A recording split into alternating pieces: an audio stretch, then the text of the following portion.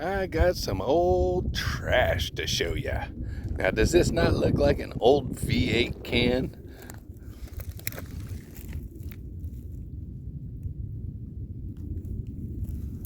Isn't that an old V8 can? Sure looks like an old V8 can. There's several cans around here. Here's another. So yeah, I'm trying to figure out, is it or is it not a V8 can? If you know what type of trash I found, you let me know. Alright guys, here I am. Same day. Just more stuff I found. Now let me know if you think this is military or is this something the campers built. Never mind my little dog down there chasing something. But yeah, let me know. Who would come out here and do this?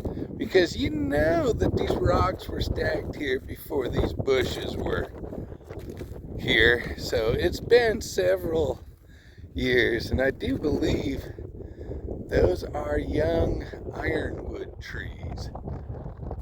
Now, I could be wrong with that because, well, I'm wrong a lot.